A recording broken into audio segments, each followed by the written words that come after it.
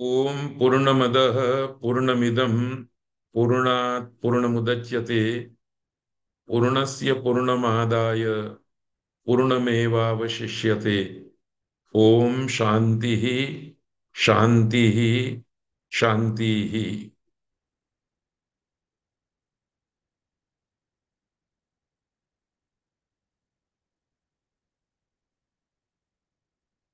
संस्कृत भाषा के महान वैयाकरण आचार्य पाणिनि को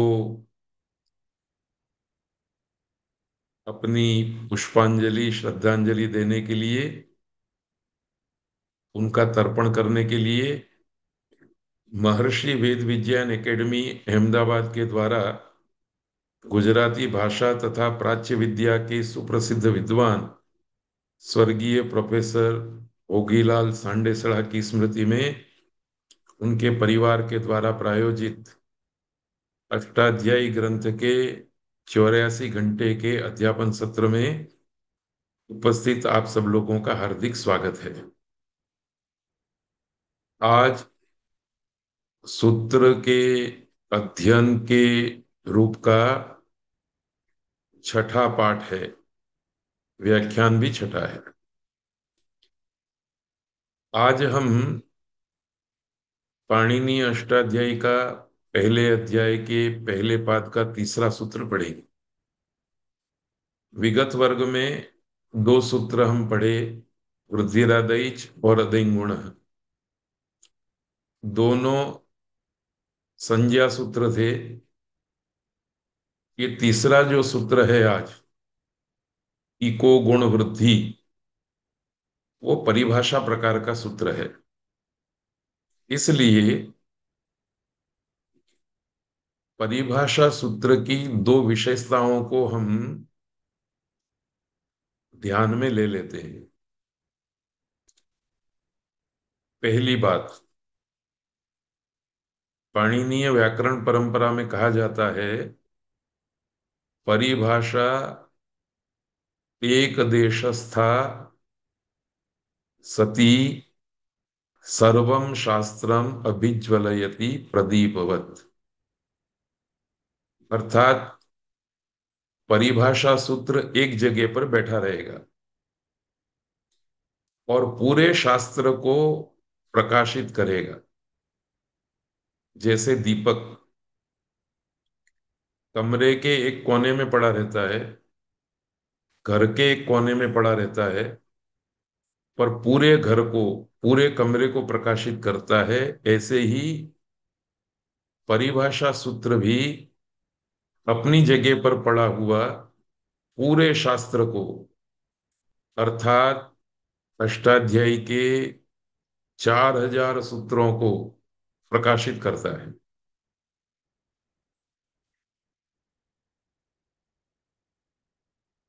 इसका एक मतलब ये भी है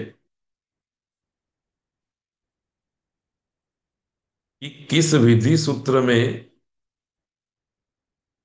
किस परिभाषा सूत्र का हमें विनियोग करना है, इसके लिए हमको कोई बीज नहीं मिलेगा, कोई मूल नहीं मिलेगा। हमको याद रखना पड़ेगा कि एक दीपक जला हुआ है, वह प्रकाश दे रहा है। मुझे इस विधि सूत्र में, इस रूप सिद्धि की प्रक्रिया में उस परिभाषा सूत्र का प्रकाश ग्रहण करना है। ऐसे ही परिभाषा सूत्र के बारे में दूसरी बात कही गई है, अनियमे नियमकारिणी परिभाषा। कुछ प्रसंगों में, अर्थात रूप सिद्धि की प्रक्रिया में या सूत्र के अर्थ करने के समय में अनियम प्रवर्तित होते हैं, कोई नियम नहीं दिखाई देता। ऐसी स्थिति में नियम का प्रवर्तन करने के लिए परिभाषा सूत्र आता है। इसका एक व्यवहारिक उदाहरण हम दे सकते हैं। जैसे कोई वैद्य रोगी को कहता है कि आप केला खा सकते हैं। केला मीन्स कदली फल। तो वैद्य ने तो रोगी को छूट दे दी कि आप केला खा सकते हैं। रोगी ने वैद्य की बात सुन ली, घर आ गया। फिर उसके मन में विचार आया कि सुबह खाना चाहिए, दोपहर को खाना चाहिए या शाम को खाना चाहिए, भोजन से पहले खाना चाहिए कि भोजन के बाद में खाना चाहिए। तो इस तरह से जब वो रोगी विचार करने लगा, तो उसको वैद्य ने जो ये विधि दिया था कि आप केला खा सकते हैं, आपको केला खाना है, इस विधि में अनियम दिखाई देने लगे। तो इस अनियम की अवस्था में शास्त्र के किसी कोने में या किसी निपुण वैद्य के प्रवचन में एक परिभाषा लिखी होती है कि केला जो है वो सुबह के समय में खाना चाहिए, अर्थात रात्रि को केले का भोजन त्याज्य माना गया है। तो अब कहीं पर दीपक रखा हुआ है कि केला सुबह खाना है अथवा रात्रि को नहीं खाना है। वो कोने में पड़ा हुआ परिभाषा वचन रूप दीपक इस रोगी को मिल जाता है, तो अनियम में नियम प्रवर्तित हो जाता है। नहीं तो वो अनियम की अवस्था में ही केले के खाने के कर्म को करता रहता है और फिर कालांतर में रोग की वृद्धि का निमित्त बनता है। तो जब ये कहा जाता है कि परिभाषा सूत्र अनियम में नियम करने वाला सूत्र है, तो अध्येता जब विधि सूत्र को पढ़ेगा तो उसके मन में इस विधि में इस प्रकार के अनियम प्रवृत्त हो रहे हैं, इसकी जानकारी उसके दिमाग में आनी चाहिए। और ये जानकारी आएगी तो फिर वो परिभाषा सूत्र को ढूंढने के लिए निकलेगा।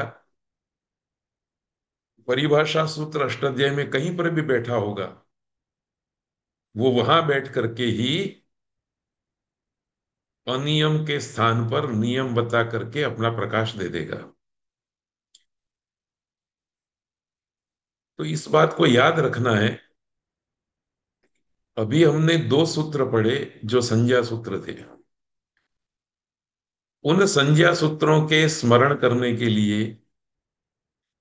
हमें विधि सूत्र में ही एक संकेत मिलता है।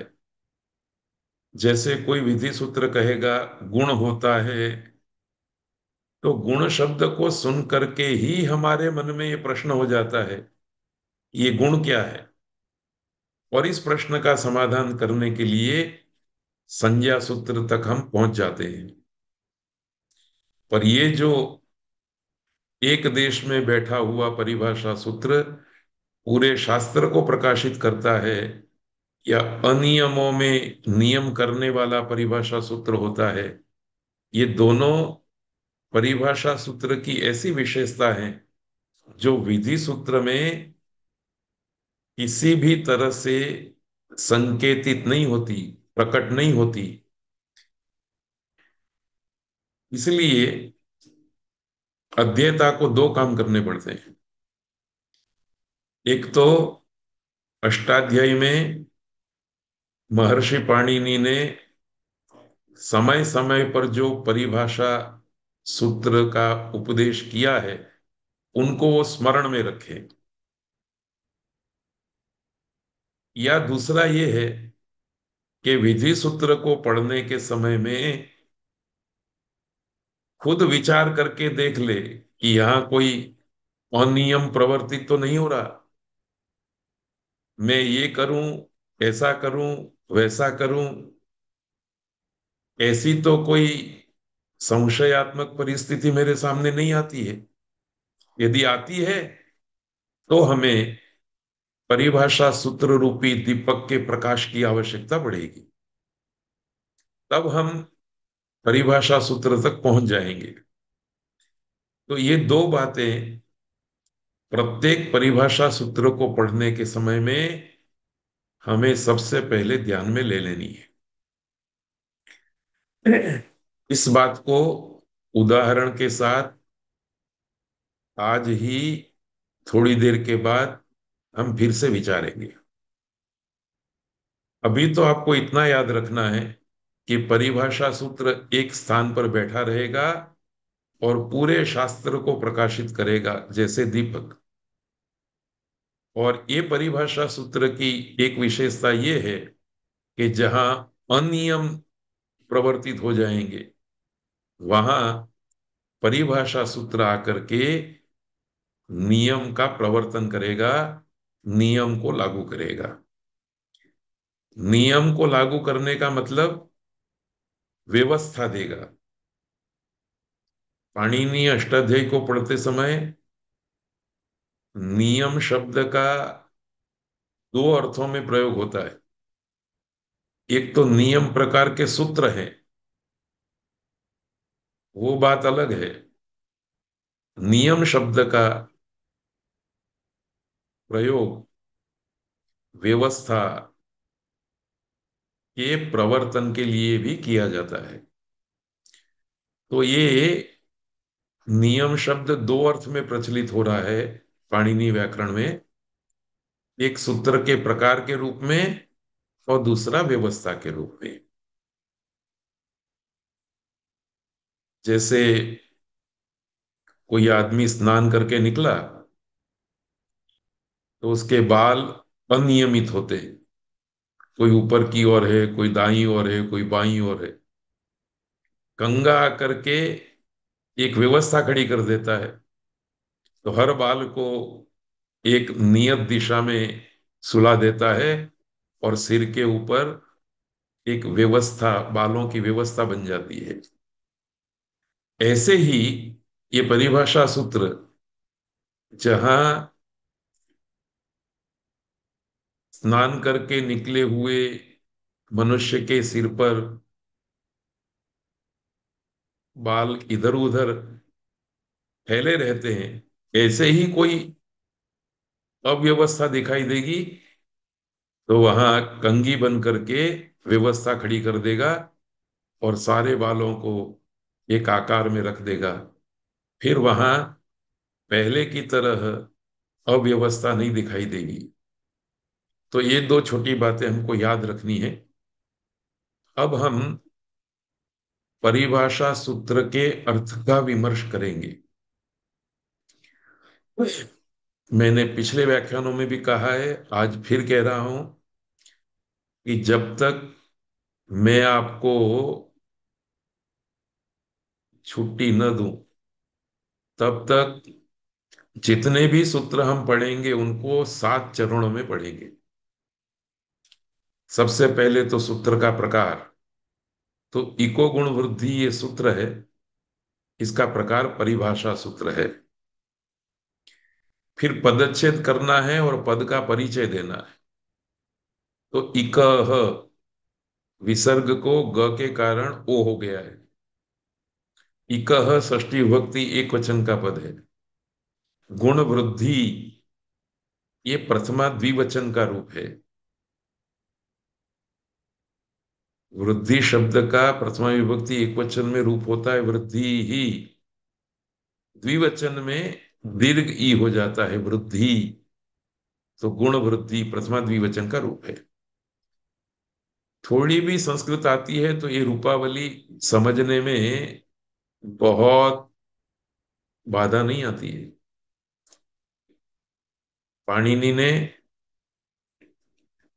अपने सूत्रों में ऐसे पदों का प्रयोग नहीं किया है जिन पदों के विभक्ति वचन को पहचानने में अध्येता को कष्ट हो। एकदम सरल रूपावली दी है। इसके बाद समास, गुण वृद्धि में समास है, द्विवचन है इसलिए इतरेतर द्वंद्व समास है, एक गुण है दूसरा वृद्धि है। ऊपर दो संज्ञा सूत्र पढ़ लिए हैं, इसलिए गुण और वृद्धि में द्वंद्व समास है, ये कल्पना करना कठिन नहीं होता। तो विग्रह वाक्य बनेगा गुणः च वृद्धि ही च गुण वृद्धि, इतरेतर द्वंद्व समास है। सूत्र में प्रयुक्त गुण वृद्धि शब्द का अर्थ है गुण और वृद्धि, बस।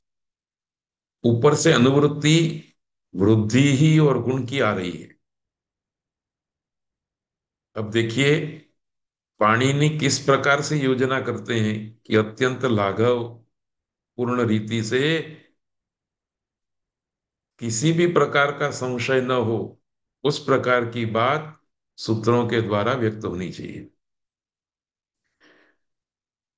तो प्रथम दृष्टि से हम देखते हैं कि वृद्धि और गुण शब्द की अनुवृत्ति आ ही रही है, तो गुण वृद्धि शब्द का उच्चारण करने की क्या वजह थी? पर ऐसा प्रश्न हमको नहीं करना है। हमें तो इतना याद रखना है कि इको गुण वृद्धि सूत्र का जब हम अर्थ विचारेंगे तो हमारे पास इकह एक पद है, गुण वृद्धि दूसरा पद है, वृद्धि ही तीसरा पद है और गुणः चौथा पद है। चार पद हैं हमारे पास। तो सूत्रार्थ में भी कितने पद प्रयोग करने हैं? सूत्रार्थ के समय जो हम वाक्य बनाएंगे उस वाक्य में भी कम से कम चार पदों का प्रयोग होना है।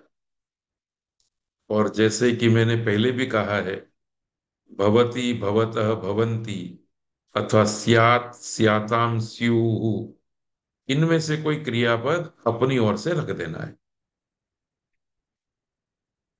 तो देखिए अत्यंत प्राथमिक रूप से हम देखेंगे तो इकः गुणः वृद्धि ही च भवतः, इसमें हमने सूत्र के पदों का ही प्रयोग किया। इकह को इकह की जगह पर रख दिया, गुण वृद्धि के समास को अलग अलग कर दिया। तो गुणः च वृद्धि ही च ऐसा भी कह सकते हैं, दोनों शब्दों के साथ च का प्रयोग कर सकते हैं। और प्रशिष्ट संस्कृत साहित्य में बाद में च का प्रयोग करने से भी काम चल जाता है। तो ये जो पहला सूत्रार्थ हमने दिया है वो सूत्रगत पदों के द्वारा है। पर फिर हमें स्मरण हुआ कि दो पदों की अनुवृत्ति भी आ रही है, उन पदों का विनियोग कैसे करना है? तो फिर दूसरे स्तर पर हमें गुणः भवति वृद्धि ही भवति इति गुण वृद्धि शब्दाभ्याम यत्र गुण वृद्धि विधीयते तत्र इकः इति षष्ठ्यंतम पदम उपस्थितम द्रष्टव्यम, ऐसा अर्थ प्राप्त हुआ है। पाणिनि ये कहना चाहते हैं कि इक के स्थान में गुण वृद्धि होते हैं, वो बात तो ठीक है, तो कहाँ? सब जगह पर नहीं। जिस विधि सूत्र में महर्षि पाणिनि ने अपने मुख से गुणः शब्द का प्रयोग किया हो और गुण विधि का विधान किया हो, पाणिनि ने स्वयं वृद्धि ही शब्द का प्रयोग किया हो विधि सूत्र में, और उस वृद्धि ही शब्द के प्रयोग के द्वारा वृद्धि का विधान किया हो, उन स्थानों पर जो गुण और वृद्धि होते हैं वो इक के स्थान में होते हैं। अथवा गुण हो वृद्धि हो, ऐसा करके, ऐसा कह करके आचार्य पाणिनि ने जिस विधि सूत्र में गुण का विधान किया है या वृद्धि का विधान किया है उस सूत्र में ये इकह, ये षष्ठी विभक्ति का पद जाएगा और हाजिर हो जाएगा। अनुवृत्ति से भी पद उपस्थित होते हैं। कभी कभी परिभाषा सूत्र भी अपने पदों को भेज देता है। अनुवृत्ति के द्वारा जो हमको पद प्राप्त होते हैं, वो पद ऊपर वाले सूत्रों से होते हैं। इसलिए अनुवृत्ति वाले पदों की प्राप्ति हम समीपस्थ सूत्रों से लेते हैं। पर परिभाषा सूत्र से यदि हमको कोई पद मिलता है, तो वो तो कहीं पढ़ा है और कहीं प्राप्त होगा। जैसे अष्टाध्यायी के पहले अध्याय के पहले पाद के तीसरे नंबर पर सूत्र है, और इस सूत्र में जो इक है ऐसा पढ़ा है, वो सातवें अध्याय में, छठे अध्याय में उपस्थित होकर के वहां गुण विधि करने वाले सूत्र में, वृद्धि विधि करने वाले सूत्र में उपस्थित हो जाएगा। तो सूत्र में जो पद हैं, उन पद के आधार पर हमने प्राथमिक अर्थ तैयार किया। फिर उस अर्थ को और स्पष्ट करने के लिए अनुवृत्ति से प्राप्त वृद्धि ही और गुण शब्दों का विनियोग करके हमने ये सूत्रार्थ प्राप्त किया। तो पाणिनि दो बार गुण शब्द का प्रयोग करते हैं, दो बार वृद्धि शब्द का प्रयोग करते हैं। इसके पीछे उनका आशय यह है कि गुण ऐसा बोल करके जब मैं गुण विधि कहूंगा, वहीं ये परिभाषा सूत्र लागू होगा। वृद्धि ही बोल करके जब वृद्धि का विधि करूंगा, तब ये सूत्र लागू होगा, अन्यत्र नहीं।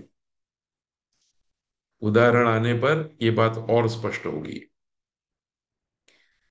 अभी इतना याद रखना है सार संक्षेप से, कि गुण होता है, वृद्धि होती है, ऐसा गुण तथा वृद्धि शब्द का उच्चारण करके अष्टाध्यायी में जहां कहीं गुण तथा वृद्धि का विधान किया गया है, वहां इकह, यह षष्ठ्यंत पद उपस्थित हो जाता है। इकह पद के साथ षष्ठ्यंत ये शब्द लिखना इसलिए जरूरी है कि हम याद रखेंगे कि इकह में षष्ठी विभक्ति है। और आगे के व्याख्यान में मैंने संक्षेप से बात कही थी कि पाणिनि अपनी संस्कृत भाषा में, अपने सूत्रों की संस्कृत भाषा में विभक्ति के अर्थों की अपनी योजना लेकर के बैठे। तो इकह में जो षष्ठी विभक्ति है, उस षष्ठी विभक्ति का अर्थ होता है इक के स्थान में। व्यास, वाल्मीकि, कालिदास आदि की संस्कृत में इकह पद में यदि षष्ठी विभक्ति है, तो अर्थ होता है इक का। पाणिनि में षष्ठी विभक्ति का प्रयोग है, तो वो का के की इस संबंध का सूचक नहीं है, परंतु के स्थान में इस अर्थ का सूचक है। इसलिए आप दो बातें दो रीत से याद रख सकते हैं। इकह अर्थात इक के स्थान में, या फिर इकह यह षष्ट्यंत पद। ये दो प्रकार से आपको याद रखना है। षष्ठी विभक्ति का अर्थ आपको पता चल जाएगा। याद रखना है कि इक यह षष्ट्यंत पद का अर्थ है इक। इक एक प्रत्याहार है, इसलिए इस इक प्रत्याहार में चार वर्णों का, चार स्वरों का ग्रहण है, ई उ रील री। तो जब हम ये कहेंगे कि इक के स्थान में गुण वृद्धि होते हैं, तो इसका मतलब है ई के स्थान में गुण वृद्धि होते हैं, उ के स्थान में गुण वृद्धि होते हैं, रू के स्थान में गुण वृद्धि होते हैं, और री के स्थान में गुण वृद्धि होते हैं। इसके सिवाय किसी के स्थान में गुण वृद्धि नहीं होंगे। कहाँ? जहां पाणिनि ने गुण होता है, वृद्धि होती है, ऐसा गुण और वृद्धि शब्द का प्रयोग करके गुण का और वृद्धि का विधान किया है वहां। तो ये बात याद रखनी है। इसका सीधा सा आशय यह है कि अष्टाध्यायी में जहां कहीं पर गुण तथा वृद्धि का विधान किया गया है, वहां ये गुण तथा वृद्धि इक अर्थात ई उ रू लृ के स्थान में होते हैं, अन्य किसी वर्ण के स्थान में नहीं होते। याद रखना है कि ई के स्थान में ए, उ के स्थान में ओ, री के स्थान में अर और लृ के स्थान में अल, इस प्रकार से गुण होता है। जैसे इस प्रकार से गुण होता है, ऐसे ही वृद्धि भी होती है। ई के स्थान में वृद्धि होगी तो ऐ, उ के स्थान में वृद्धि होगी तो औ, री के स्थान में वृद्धि होगी तो आर और लृ के स्थान में वृद्धि होगी तो आल। इस प्रकार से गुण और वृद्धि ही रूप सिद्धि की प्रक्रिया में करने होते हैं। इन सब के उदाहरण तो नहीं, परंतु एक उदाहरण जरूर देखेंगे, क्योंकि परिभाषा सूत्र को पढ़ने का तरीका भी मुझे आपको बताना है। इसलिए एक उदाहरण ले लेते हैं, चेता। इसका विवरण केवल मैं पढ़ करके बताता हूं अभी। ची धातु है और उससे त्रि प्रत्यय हुआ। इस स्थिति में एक विधि सूत्र आया, सार्वधातु कार्य धातु कयो हो। इस सूत्र ने विधि किया कि सार्वधातुक या अर्धधातुक प्रत्यय के पर में रहने पर अजंत अंग के इक के स्थान में गुण होता है। अभी मैं संक्षेप से बात रख रहा हूं, सार रूप से। एक एक करके हम इस बात को आगे फिर से देखने वाले हैं। अभी तो आपको इतना याद रखना है कि ची वत्ता त्रि, इस स्थिति में सार्वधातु कार्य धातु कयो हो, इस विधि सूत्र से क्री, इस अर्धधातुक प्रत्यय के पर में रहने पर ची अंग के स्थान में गुण करने का विधि किया गया है। अर्थात त्रि के पर में रहते ची के स्थान में गुण कीजिए, त्रि के पर में रहने पर ची के स्थान में गुण होता है, ऐसा विधि कर दिया। अब ची में जो ई है उसको गुण के रूप में ए होगा, तो चे बन जाएगा। पीछे त्रि प्रत्यय तो था, चेत्री शब्द बना, और इस चेत्री शब्द का प्रथमा विभक्ति एक वचन रूप है चेता। ची धातु का अर्थ है चयन करने वाला, चयन करना, फूलों का चयन करना। त्रि प्रत्यय का अर्थ है कर्ता। तो जो व्यक्ति, जो पुरुष चयन क्रिया का करने वाला होता है उसको चेता कहते हैं।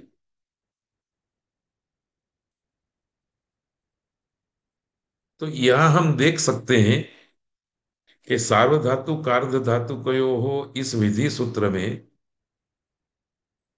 गुण होता है ऐसा कहा गया है। गुण शब्द का उच्चारण करके गुण विधि कहा गया है।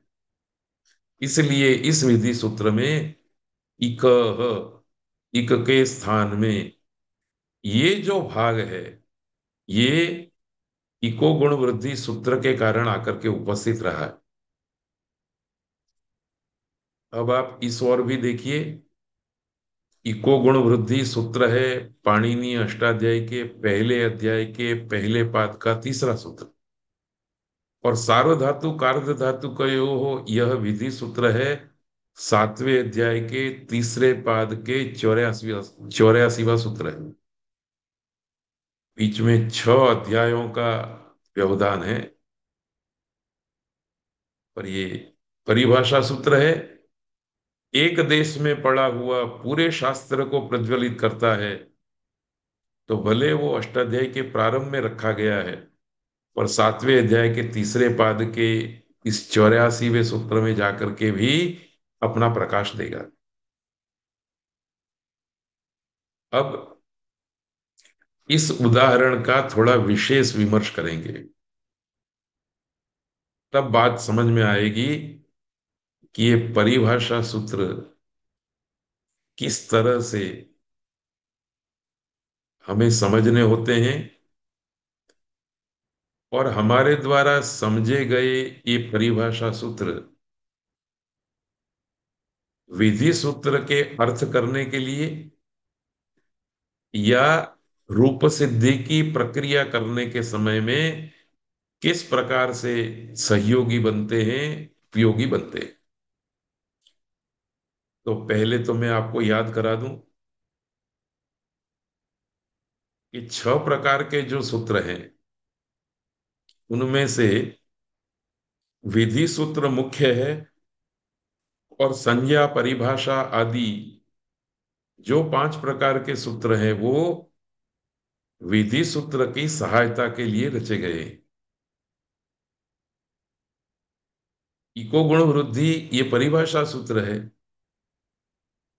ऐसा जब हमने जाना उसी समय हमारे मन में इस बात का प्रकाश हो जाना चाहिए कि ये परिभाषा सूत्र इसी विधि सूत्र की सहायता के लिए रचा गया है।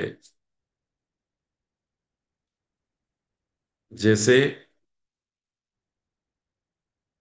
आम के पेड़ पर जो भी आम का फल लगता है वो किसी न किसी के लिए लगता है। तोते के लिए लगता है, छोटे छोटे कीड़ों के लिए लगता है, किसान के लिए लगता है, मनुष्य के लिए लगता है, मालूम नहीं। पर वो जो पेड़ के ऊपर फल लगा है वो किसी न किसी के लिए है। ऐसे ही ये परिभाषा सूत्र है तो वो किसी न किसी के लिए है। किसी न किसी के लिए है इसका मतलब क्या है? किसी विधि सूत्र के लिए है। पाणिनि अष्टाध्यायी के जन करने वाले छात्र का ये कर्तव्य है कि परिभाषा सूत्रों को पढ़े और याद रखें कि ये परिभाषा सूत्र विधि सूत्र में सहयोगी बनने वाले हैं, विधि सूत्र के अर्थ को समझने के लिए उपयोग में आने वाले हैं। किस विधि सूत्र में किस प्रकार से उसका उपयोग होगा वो विधि सूत्र को पढ़ने के समय में ही हमको पता चलेगा। कब पता चलेगा? दो स्थिति होगी तब पता चलेगा। एक तो हमें दीपक की तरह स्मरण में हो कि घर के कोने में दीपक जल रहा है, उसके प्रकाश का मुझे लाभ मिल सकता है। तो आपको परिभाषा सूत्र स्मरण में हो। या दूसरी स्थिति यह है कि परिभाषा सूत्र आपके स्मरण में नहीं है, तो विधि सूत्र में आपको अनियम के परिवर्तन प्रवर्तन के दर्शन भी होने चाहिए। वहां जो अव्यवस्था खड़ी होती है उस अव्यवस्था की स्थिति भी आपके दिमाग में चमकनी चाहिए। यदि विधि सूत्र के अर्थ को पढ़ते समय अव्यवस्थाओं का चित्र आपके दिमाग में खड़ा हो गया तो आप उन अव्यवस्थाओं को व्यवस्थित करने के लिए परिभाषा सूत्र के पास जाएंगे अथवा आपको जाना पड़ेगा। अब परिभाषा सूत्र आकर के आपकी अव्यवस्था में व्यवस्था कर देगा। तो ये बात भी याद रखनी है कि परिभाषा सूत्र किसी विधि सूत्र की सहायता के लिए। अब देखिए, उदाहरण के रूप में लेते हम, एक विधि सूत्र है सार्वधातु कार्य कयो हो। ये आएगा तो 7वें अध्याय के तीसरे पाद के 84वें सूत्र के रूप में। मैं आपको याद करा दूं कि अष्टाध्यायी में 8 अध्याय है, और इन 8 अध्यायों में जो विधि सूत्र है, वो विधि सूत्र या तो प्रत्यय का विधि करते हैं, या तो आगम का विधि करते हैं, या तो फिर आदेश का विधि करते हैं। इतनी जानकारी के साथ एक दूसरी जानकारी भी मैंने आपके सामने प्रस्तुत की थी कि अष्टाध्यायी का तीसरा, चौथा और 5वां अध्याय प्रत्यय विधि के लिए है, और छठे अध्याय के चौथा पद और पूरा 7वां अध्याय ये आगम और आदेश के विधि के लिए है। तो ये सार्वधातु कार्य धातु कयो है, प्रत्यय का विधान नहीं करेगा, या तो आदेश का करेगा या तो आगम का करेगा। तो इस बात को याद रखना बहुत कठिन नहीं है कि जब भी हम किसी सूत्र के पीछे तीसरा अध्याय, चौथा अध्याय, 5वां अध्याय का अंग पढ़ेंगे, तो हमारे मन में स्मरण हो जाना चाहिए कि इस सूत्र से प्रत्यय विधि कहा गया है। और यदि हम किसी सूत्र के पीछे छठे अध्याय का चौथा पाद और 7वां अध्याय, पहला पाद, दूसरा पाद, तीसरा पाद, चौथा पाद, ये क्रम पढ़े देखेंगे, तो हमारे मन में इस बात का प्रकाश हो जाना चाहिए कि ये भी विधि सूत्र है, पर या तो आगम विधि करेगा या तो फिर आदेश विधि करेगा। आगम विधि का मतलब है किसी वर्ण को या वर्ण समूह को पास में बिठा देगा। आदेश विधि का मतलब है वर्ण को या वर्ण समूह को हटा देगा और उसकी जगह पर दूसरे वर्ण को या वर्ण समूह को बिठाएगा। तो आदेश का मतलब हटा करके बिठाना है, आगम का मतलब पास में आकर के बैठ जाना है। ये सारी चर्चा पिछले हो चुकी है, समय आने पर फिर मैं इसका स्मरण भी आपको कराता रहूंगा। तो सार्वधातु कार्य धातु कयो हो, इस सूत्र को हम ले आए हैं। इसको भी हम पढ़ेंगे 6 चरण से। सबसे पहले सूत्र का प्रकार विधि सूत्र है ये। फिर पदच्छेद किया तो पूरे सूत्र में एक ही पद है, सार्वधातु कार्य धातु कयो हो। ये षष्ठी द्विवचन का भी रूप हो सकता है, सप्तमी द्विवचन का भी रूप हो सकता है। आप धीरे धीरे अष्टाध्यायी की, पाणिनि की संस्कृत भाषा से परिचित हो जाएंगे, तो अपने आप समझ जाएंगे कि यहाँ षष्ठी विभक्ति है कि सप्तमी विभक्ति है। तो अभी मैं कह रहा हूं, ये मान करके आप स्वीकार कर लीजिए कि यहाँ षष्ठी विभक्ति नहीं है, सप्तमी विभक्ति है। इसमें समास है, एक शब्द है सार्वधातुक, दूसरा आर्धधातुक, दोनों को मिला करके द्वंद्व समास किया तो शब्द बना सार्वधातु कार्य धातु के। फिर इस शब्द का सप्तमी द्विवचन का रूप बताने के लिए तयो हो, ये शब्द का प्रयोग किया है। तो ये शास्त्र पद्धति है। व्यवहार में भी हम इसी तरह से विग्रह वाक्य देते हैं कि विग्रह वाक्य देंगे तो समास को हम प्रथमा विभक्ति में ही रख देंगे, पर जिस वाक्य में या जिस प्रसंग में उस समास वाले पद का जिस विभक्ति में जिस वचन में प्रयोग हुआ है, उसको बताने के लिए तद शब्द का रूप प्रयोग करेंगे। सह तौते, तम तौतान, वगैरह वगैरह। तो सार्वधातुकम च अर्धधातुकम च इति सार्वधातुकार्धधातुके तयोः सार्वधातुकार्धधातुकयोः। इस प्रकार से यहाँ इतरेतर द्वंद्व समास है। ऊपर से अंगस्य और गुण की अनुवृत्ति आ रही है। सूत्र का अर्थ है सार्वधातु के आर्ध धातु के च परतः अंगस्य गुणः भवति। अब देखिए, ये जो प्राथमिक सूत्रार्थ हमने तैयार किया, इसमें भवती शब्द हमने अपनी ओर से डाला है। बाकी सार्वधातु कार्ध धातु कयो हो पाणिनि ने बोला है, हमने केवल उसका विग्रह वाक्य दे दिया। सार्वधातु के अर्ध धातु के च, और ये सप्तमी विभक्ति पर सप्तमी है, ये हमने अपनी ओर से जोड़ दिया। तो पिछले व्याख्यान में भी शायद संबंध संदर्भ आया था कि सप्तमी विभक्ति पाणिनि ने पर के अर्थ में प्रयोग की है, विषय के अर्थ में प्रयोग की है, और निमित्त के अर्थ में प्रयोग की है। तो जहां जो सप्तमी विभक्ति जिस अर्थ में प्रयुक्त है, उसका वाचक पर, निमित्त या विषय, ये तीन शब्द का प्रयोग आप कर सकते हैं। ये हम कर रहे हैं अपनी ओर से, पर इस शब्द के प्रयोग का संकल्प आचार्य पाणिनि ने किया है। सप्तमी विभक्ति का तीन प्रकार का अर्थ स्वीकार करके, तो हमको तो पाणिनि के मन की बात ही अपने शब्द से अभिव्यक्त करनी है। अंगस्य रख दिया, गुणः रख दिया, भवती क्रियापद अपनी ओर से रख दिया।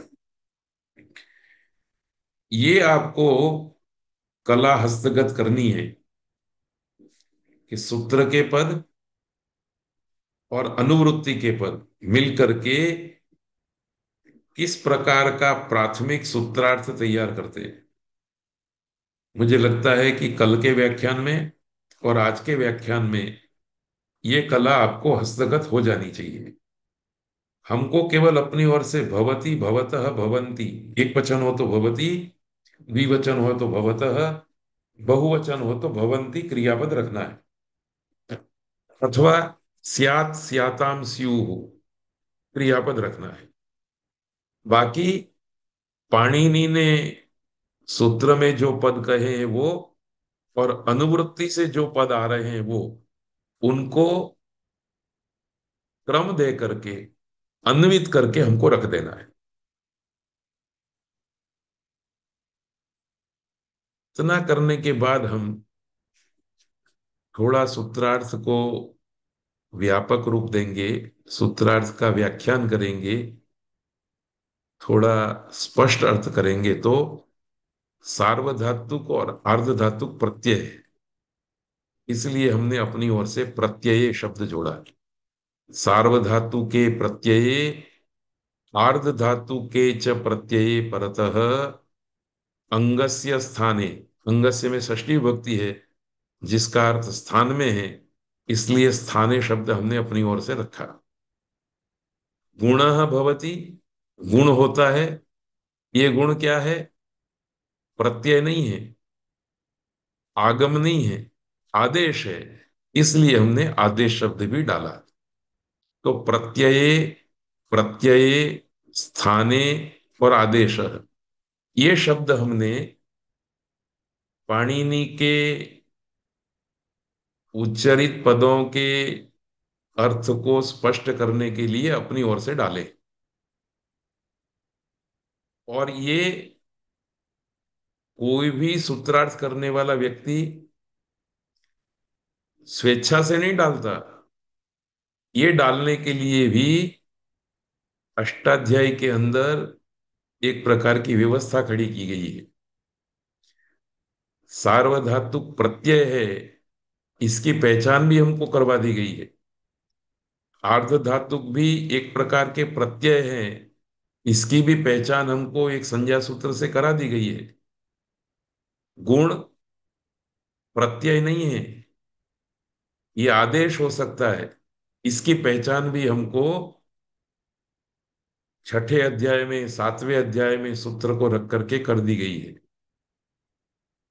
तो हमको अपनी ओर से कल्पना करके कुछ नहीं रखना है। केवल मात्र हमें जो सीखना है, जानना है, वो पाणिनि अपने मन में इस प्रकार की योजना लेकर के बैठे हैं, और उस योजना के अनुरूप इस प्रकार की सूत्र रचना करते हैं, वो समझने का प्रयत्न करना है। आप एक जगह पर ये समझ जाएंगे तो शतसः, सैकड़ों जगह पर यही बात आपको याद करनी है, इसी तरह से आपको व्यवहार करना है। अभी तो हम प्रारंभिक अवस्था में हैं, इसलिए मैं इतना विस्तार से आपको बता रहा हूं। फिर तो आपके सबकॉन्शियस माइंड में भी ये बात बैठ जाएगी, आप स्वयं करने लगेंगे। सार्वधातुक शब्द सुनते ही आपके मन में पता चल जाएगा कि ये प्रत्यय है, गुण होता है। इस प्रकार की वाक्य रचना को सुन करके आपके मन में अर्थ प्रकट हो जाएगा कि ये गुण आदेश है। यदि गुण संज्ञा होगी तो वाक्य रचना क्या होगी? गुण संज्ञा भवती। संज्ञा शब्द आएगा, पर संज्ञा शब्द नहीं है, अकेला गुण भवती, तो वहां गुण ये आदेश है, इस प्रकार का अर्थ निकलेगा। इसलिए हम सूत्र के अर्थ को पढ़ने से पहले सूत्र का प्रकार ढूंढ लेते हैं। यदि मैं आपसे पूछूं कि अदय गुण सार्वधातु कार्ध धातु कयो हो, ये दो सूत्र में कौन कौन से प्रकार हैं, तो आप कहेंगे अदय गुण संज्ञा सूत्र है। जैसे ही आप कहेंगे कि अदय गुण संज्ञा सूत्र है, वैसे ही मेरे मन में गुण शब्द के पीछे संज्ञा शब्द डालना है, इस बात का स्मरण हो जाएगा। और सार्वधातु कार्ध धातु कयो, ये विधि सूत्र है, ऐसा जब आप कहेंगे तो मुझे पता चल जाएगा कि ये गुण आदेश का विधि करने वाला सूत्र है, गुण रूप आदेश करने वाला विधि सूत्र है। तो ये बहुत बड़ी बात नहीं है, पर बड़ी सूक्ष्म बात है। ऐसे ही सूक्ष्म बातों को हमें गुरुमुख से पाणिनि अष्टाध्यायी व्याकरण पढ़ते समय हस्तगत करना है। और हस्तगत की हुई इन बातों से के आधार पर धीरे धीरे स्वयं सामर्थ्य एकत्रित करना है कि अब हम सूत्र स्वयं पढ़ेंगे, उसका अर्थ भी स्वयं ही निकालेंगे। न कोई वृत्तिकार की जरूरत है, न कोई भाष्यकार की जरूरत है, न कोई गुरु की जरूरत है। ये बात है। ऐसा सामर्थ्य प्रत्येक अध्येता को प्राप्त हो सकता है। शर्त वही है जो मैं बारंबार रिपीट करता हूं, कम से कम आपको 21 व्याख्यानों तक थोड़ा धैर्य रखना पड़ेगा। अब हिंदी में सूत्रार्थ लिख दिया। सार्वधातुक तथा अर्धधातुक प्रत्यय के पर में रहने पर अंग के स्थान में गुण आदेश होता है। तो इस सूत्र के अर्थ में गुण आदेश होता है, बात निश्चित हो गई। किसके स्थान में गुण होता है? तो अंग के स्थान में। इतना जब हमने पढ़ लिया तो हमारे मन में दो प्रश्न हुए कि ये सार्वधातुक और अर्धधातुक प्रत्यय कौन कौन से हैं, और ये अंग क्या है। इन दोनों को बताने के लिए दो संज्ञा सूत्र हमको मदद करेंगे। विधि सूत्र कौन सा है? सार्वधातुक अर्धधातुक है। इस विधि सूत्र को मदद करने के लिए सार्वधातुक संज्ञा करने वाला एक सूत्र, अर्धधातुक संज्ञा करने वाला एक सूत्र, और अंग संज्ञा करने वाला सूत्र मदद करेगा, सहयोग देगा। तो जल्दी से देख लेते हैं। तिंगशित सार्वधातुकम, ये संज्ञा सूत्र है। इस सूत्र का अर्थ है धातु से आने वाले तिंग, अर्थात तित प्लस जी वगैरह 18 प्रत्यय, और शित अर्थात जिस प्रत्यय के श की इत संज्ञा हुई है, ये बहुत स्पष्टता से आपकी समझ में ना आए तो चिंता नहीं करना। इतना तो समझ में आना चाहिए कि तिंग शित सार्वधातुक में संज्ञा सूत्र है, और धातु से आने वाले तिंग और शित दो प्रकार के प्रत्ययों की सार्वधातुक संज्ञा करता है। इसी के नीचे सूत्र है आर्ध धातुकम शेषः। शेषः मतलब बाकी। ऊपर वाले सूत्र में जिसकी सार्वधातुक संज्ञा की गई है, उससे बाकी जितने भी प्रत्यय रहे, उन सारे प्रत्ययों की आर्ध धातुक संज्ञा होती है। तो अभी तो हम प्राथमिक स्तर पर हैं। इतना तो हम याद रख सकते हैं कि धातु से आने वाला प्रत्येक प्रत्यय या तो सार्वधातुक संज्ञक होगा, या तो फिर आर्ध धातुक संज्ञक होगा। मानो कि अभी हम पाणिनि अष्टाध्यायी के अध्ययन की प्रारंभिक अवस्था में हैं, तो अभी हमारे पास इतना ज्ञान नहीं है, इतनी प्रौढ़ी नहीं है हमारी कि सार्वधातुक प्रत्यय कौन है या अर्ध धातुक प्रत्यय कौन है, इसको हम बता पाए। पर आज ही इसी क्षण आपको इतना तो समझ में आ जाना चाहिए कि धातु से जो प्रत्यय आया है, वो प्रत्यय या तो सार्वधातुक होगा या तो अर्ध धातुक होगा। बस। और ये जो विधि सूत्र है सार्वधातुक अर्धातुक ये तो दोनों प्रत्यय के पर में रहते गुण का विधान करता है। इसलिए धातु से आने वाला प्रत्यय सार्वधातुक है कि अर्ध धातुक है, इसकी हमें पहचान हो कि ना हो, हमको इस विधि सूत्र को लगाने के लिए तत्पर रहना है। फिर तीसरा सूत्र है यस्मात् प्रत्यय विधि तदादि प्रत्ययंगम। इसकी चर्चा आगे के व्याख्यान में भी एक बार आ चुकी है। ये भी संज्ञा सूत्र है।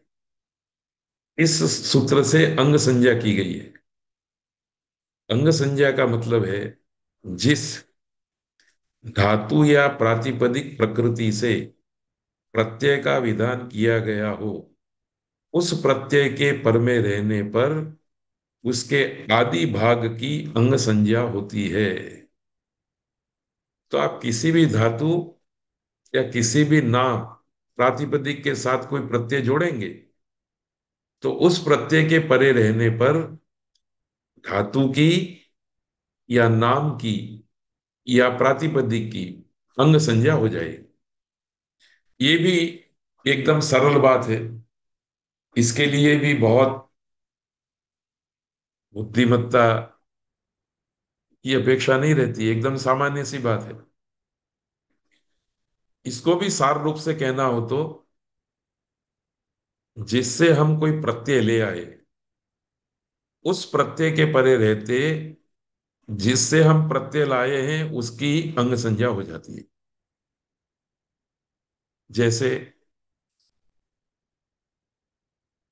ची धातु से हम त्रि प्रत्यय ले आए,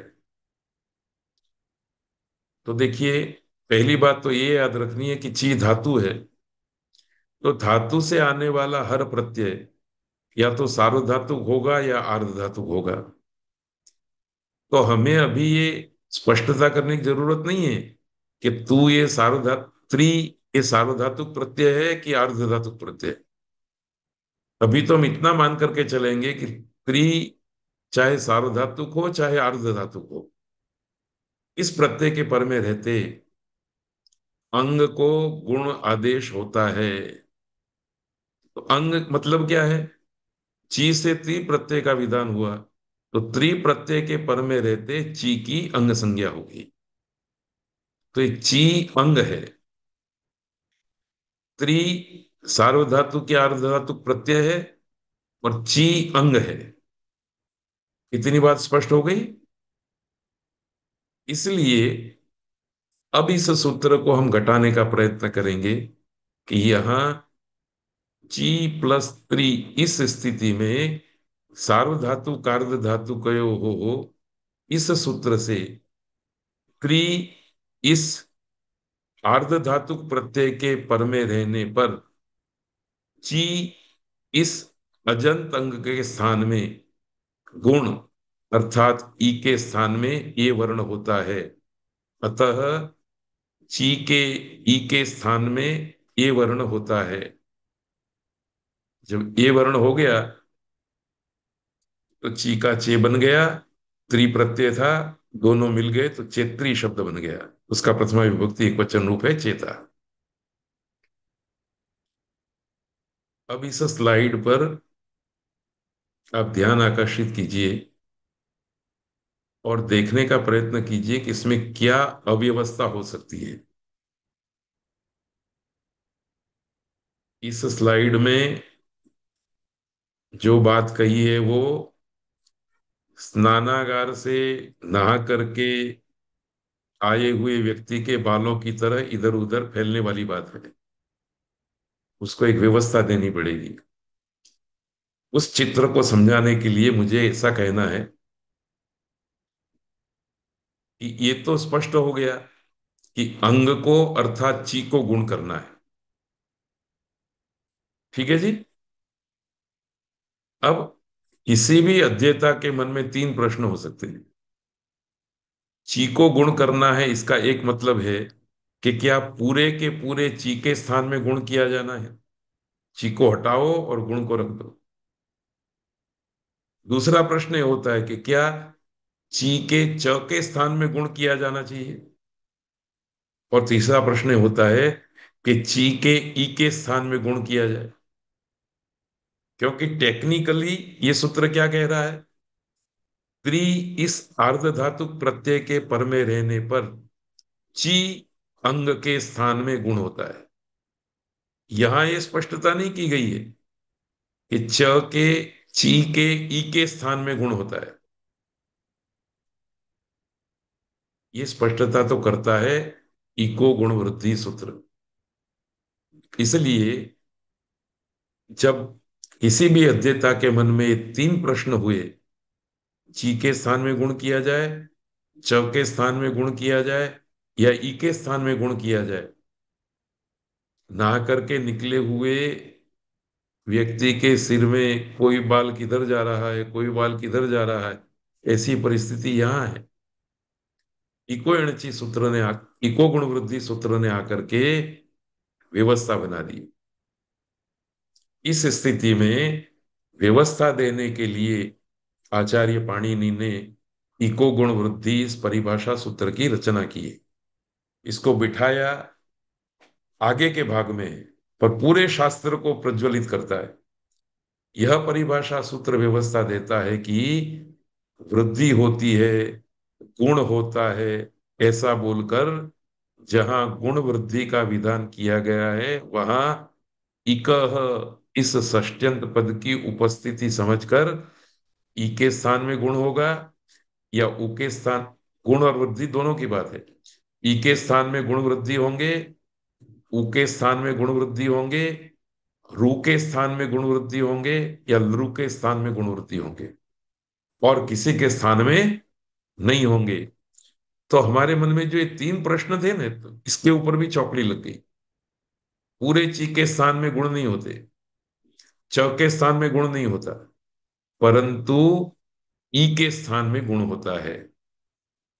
तो ये जो दो अव्यवस्थाएं थी उनको व्यवस्थित करने के लिए इकह, यह षष्ट्यंत वाला पद इस सूत्र में आकर के उपस्थित रहा। इसलिए जब अंग को गुण का विधि किया जाता है तो वह अंग के ई उ रु लृ के स्थान पर लागू होता है, अन्य किसी वर्ण के ऊपर लागू नहीं होता है। प्रस्तुत चेता शब्द के प्रसंग में ची अंग को प्राप्त गुण या अवसर आने पर किसी सूत्र से किसी अंग को प्राप्त वृद्धि ची या च आदि अन्य वर्णों के स्थान पर न हो करके मात्र ची के ई के स्थान में ही होते हैं। ये परिभाषा सूत्र ने अनियम में नियम कर दिया। यहां बैठ करके भी, पहले अध्याय के पहले पाद में बैठ करके भी, सातवें अध्याय के विधि सूत्र में प्रकाश कर दिया।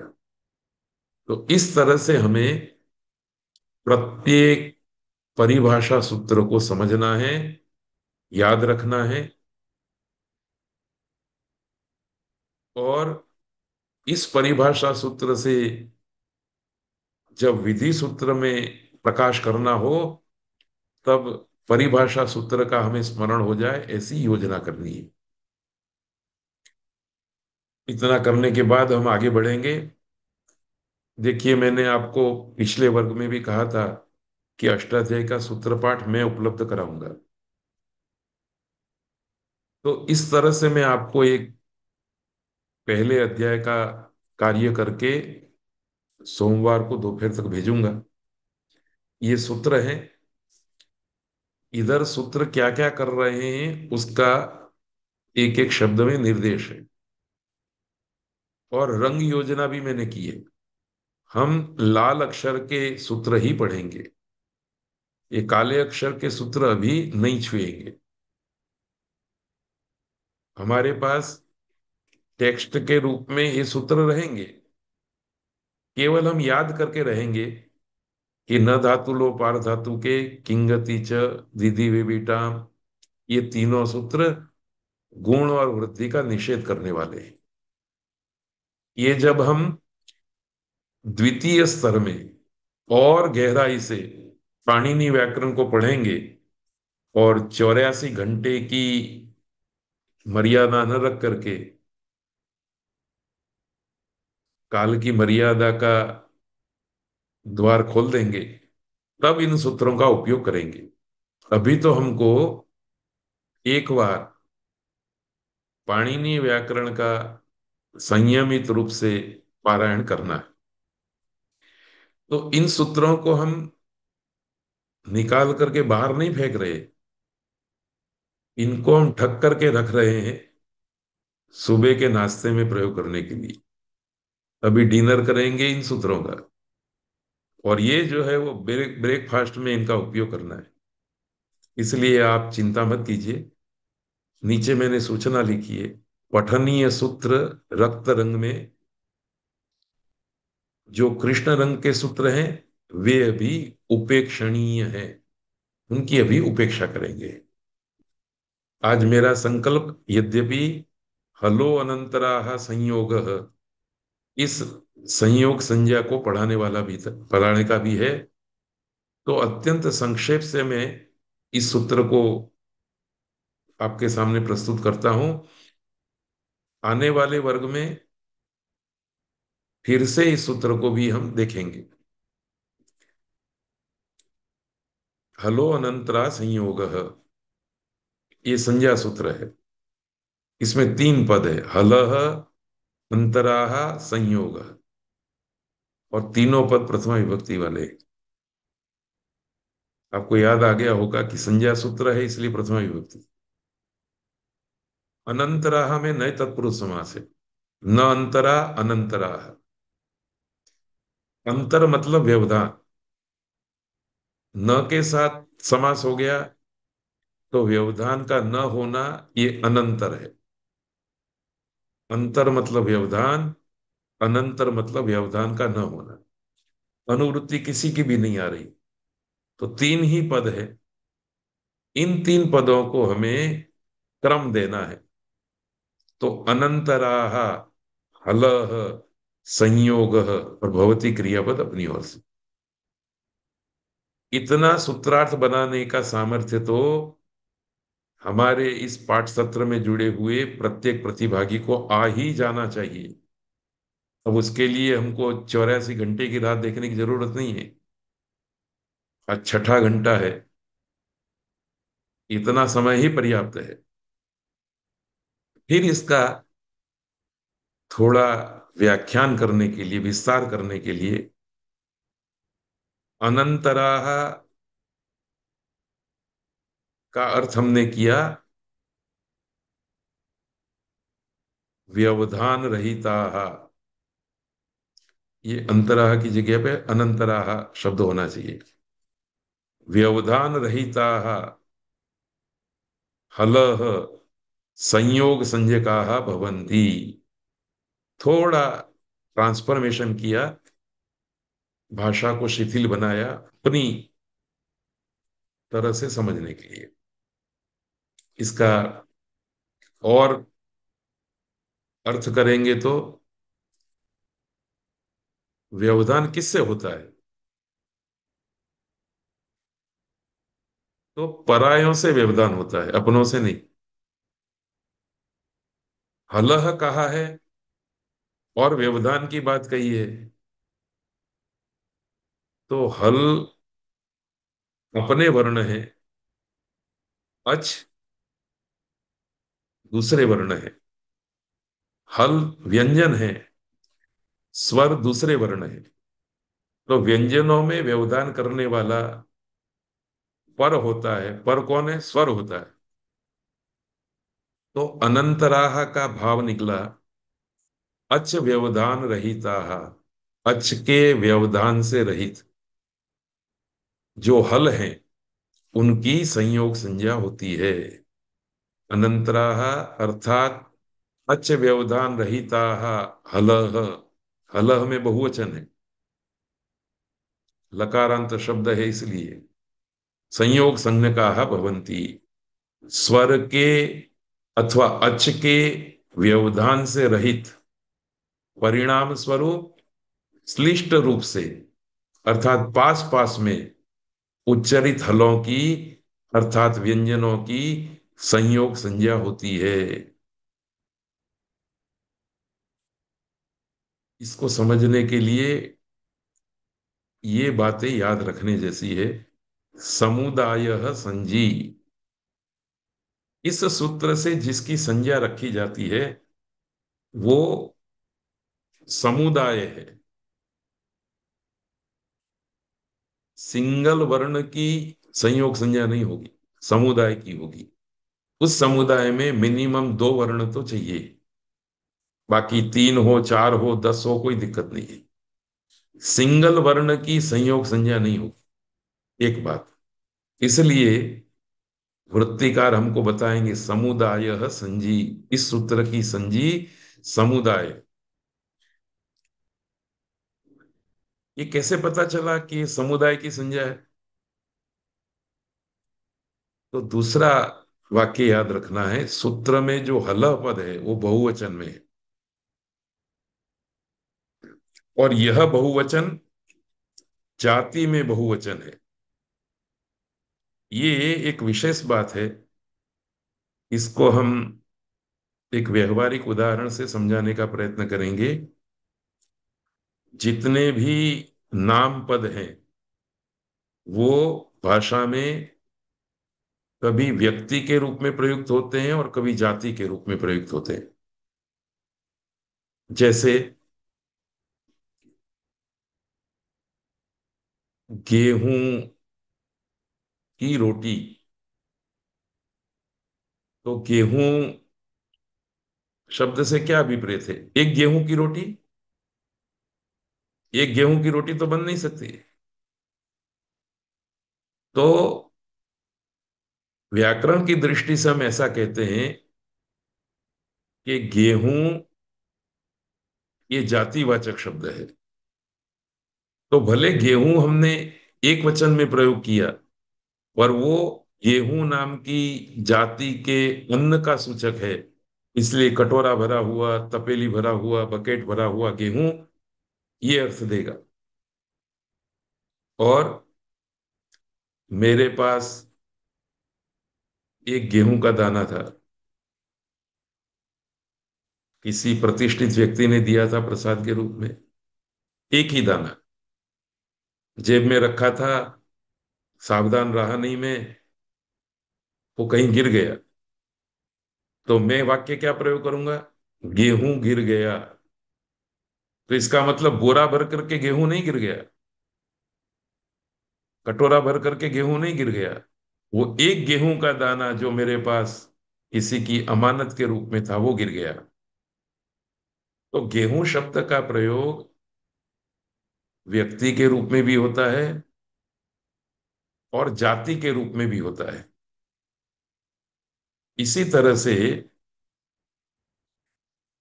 घी का भाव बढ़ गया, ये घी शब्द का प्रयोग जातिवाचक है। तो अहमदाबाद में, सूरत में, दिल्ली में, कलकत्ता में, सब जगह पर घी का भाव बढ़ गया। और रसोई घर में घी फैल गया तो पूरी दुनिया भर में घी नहीं फैल गया है, दुनिया भर का घी नहीं फैल गया है। वो घी जो मेरे पास एक कटोरे में था अथवा एक डिब्बे में था, वो फैल गया है। तो जाति का मतलब यावत समूह है और व्यक्ति का मतलब निर्धारित समूह है। तो सूत्र में हलह, ये जो बहुवचन का प्रयोग किया वो जाति में बहुवचन है। तो अनेक हलों की संयोग संज्ञा होगी। अब ये अनेक में दो शक्यता है, दो अथवा दो से ज्यादा। पर हमको ये याद रखना है कि एक नहीं है अनेक में। तो एक हल की संयोग संज्ञा नहीं होगी, जब भी होगी तो कम से कम दो की होगी, फिर तीन, चार, छह, आठ, दस, जितने भी हो वो होती रहेगी। उदाहरण के रूप में ऐसे, एक बात और भी स्पष्ट कर दी है, ऐसे दो व्यंजन, हल की जगह पर अब व्यंजन शब्द का प्रयोग किया है, जिनके मध्य में कोई अच अर्थात स्वर न हो तो उनकी संयोग संज्ञा होती है। तो दो व्यंजन इतना पर्याप्त नहीं है, दो व्यंजन, तीन व्यंजन, चार व्यंजन, एक व्यंजन के सिवाय जितने भी व्यंजन हैं उन सब की संयोग संज्ञा होती है। उदाहरण है अग्नि ही, इसमें ग और न दोनों व्यंजन वर्ण है, उन दोनों के बीच में किसी स्वर का व्यवधान नहीं है, तो ज्ञ इसकी संयोग संज्ञा होगी। तो जब आचार्य पाणिनि अग्नि में संयोग को हटा दीजिए ऐसा कहेंगे, तो हमको ग और न को हटा देना है, क्योंकि पाणिनि ने बोला संयोग को हटा दीजिए। तो संयोग से हम अग्नि शब्द में क्या लेंगे? ग और न। यद्यपि पाणिनि ने ऐसा बोला नहीं है, मैं केवल बताने के लिए बोल रहा हूं। ऐसे ही अश्वह में श और व की संयोग संज्ञा है। इंद्र में न, द और र, क्योंकि ये तीनों वर्ण जो है वो अच के व्यवधान से रहित है, इनकी भी संयोग संज्ञा है। तो संयोग संज्ञा का अध्यापन करने के बाद हम आज विराम लेंगे। पाणिनि जब भी संयोग ऐसा बोलेंगे तो हमें स्वर के व्यवधान के बिना पास पास में आए हुए कम से कम दो व्यंजन वर्णों का जो युग्म युग्म है, या तीन का या चार का, उसका स्मरण करना है। तो इतनी बात के साथ आज का वर्ग पूरा करते हैं। आप सब लोगों का धन्यवाद करते हुए अब हम मंगलवार को मिलेंगे। तब तक सब लोगों को सादर प्रणाम है। धन्यवाद। धन्यवाद सर। धन्यवाद सर।